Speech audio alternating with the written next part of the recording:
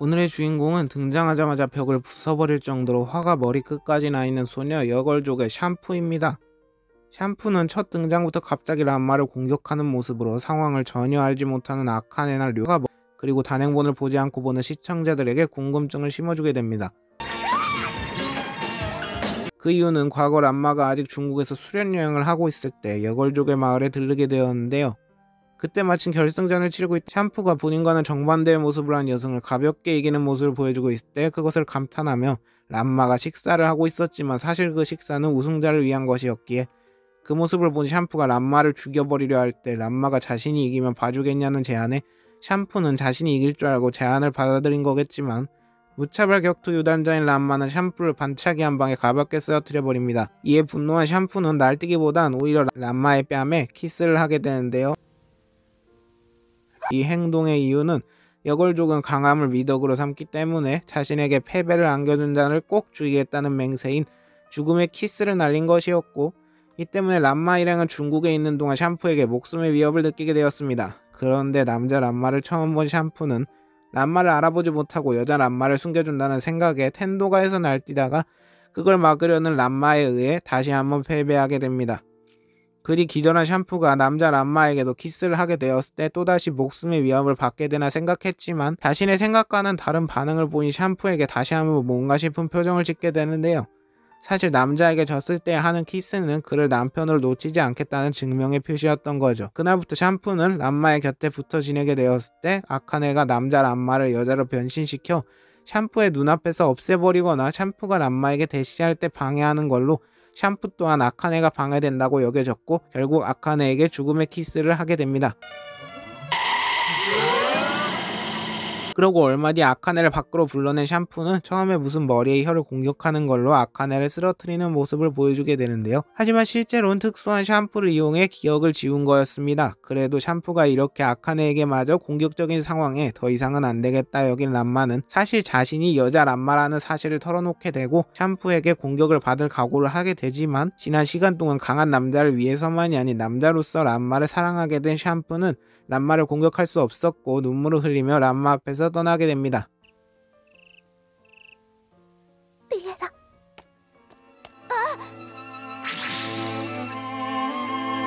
그렇게 샴푸가 떠나고 잠잠하던 어느 날 텐도가의 목욕탕에 고양이가 들어오게 되고 그 고양이는 전라의 샴푸로 변신을 하는 상황이 펼쳐지게 됩니다. 왜 이런 상황이 펼쳐졌냐? 때는 마야흐로 샴푸가 람마를 쓰러뜨리지도 남편으로 데려오지도 못하고 마을로 돌아오게 되었을 때 샴푸를 다시 수행시켜 주겠다는 얘기가 되었고 그 뒤 왠지는 모르겠지만 다른 주연들처럼 주천양에서 수련을 펼치다가 이전과 마찬가지로 어떤 탕에 빠지게 됩니다. 그 탕은 고양이가 빠져 죽은 묘익천으로 빠진 인물을 고양이로 바꾸는 탕이었던 거죠.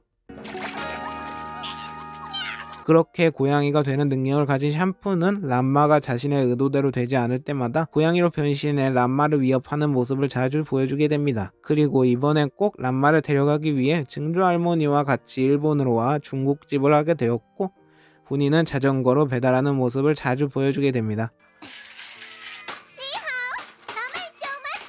이렇게 샴푸가 정식으로 스토리에 합류하게 된 뒤 람마에게 이상한 아이템을 사용하여 람마의 마음을 사려는 장면들이 많이 나오는데요. 그 중에는 뜨거움을 참지 못해 남자로 변신하지 못하는 람마를 위해 그 병을 고쳐줄 불사조환, 처음에 건 최면으로 람마가 자신을 껴안게 만들어줄 괴뢰 버섯이 들어간 만두, 서로의 새끼손가락을 묶는 것만으로 서로 사랑에 빠지게 되는 운명의 붉은 실은 꽤나 잘 먹혀가는 것처럼 보이지만 이 진실을 알게 된 히로인들의 방해로 인해 아쉽게 실패하게 되기는 합니다. 이런 아이템들 중에서 샴푸가 처음으로 뭘 사용한지도 모르고 지나가는 에피소드가 있는데요. 그건 바로 반전 보조라는 아이템이었습니다. 샴푸는 처음에 단지 이 보호기 이뻐 보인다는 이유로 차고 다니기는 했지만 사실 이 보조의 능력은 반대 위치로 장착하게 되면 좋아하는 상대를 싫어하게 되는 힘을 가지고 있기에 샴푸는 람마를 극도로 싫어하게 되는 상황이 펼쳐진 겁니다.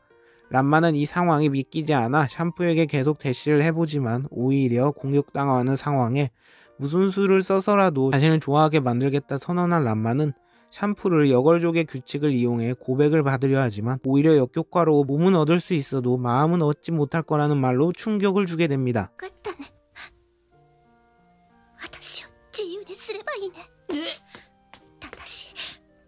私の体は奪えても魂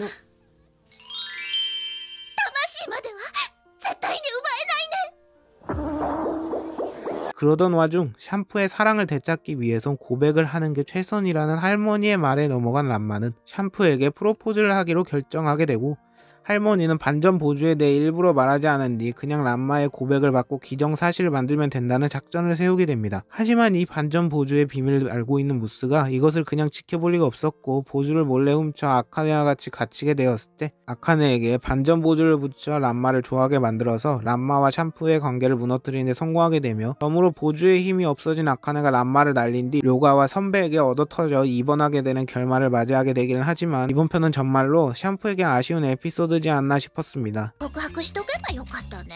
그런데 이런 람마 1편 단심인 샴푸에겐 자칭 약혼자인 무스라는 청년이 있었는데요.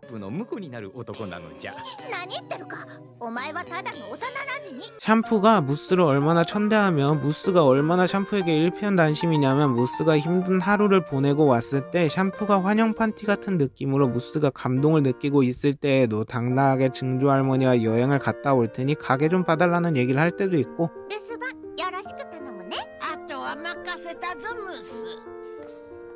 개구리로 변신한 상태도 고양이 요괴에게 납치된 때도 꽤나 위험한 상황에 무스가 구해주러 오지만 람마가 아니라는 이유로 발차기를 날리며 천대하는 모습을 보여줍니다.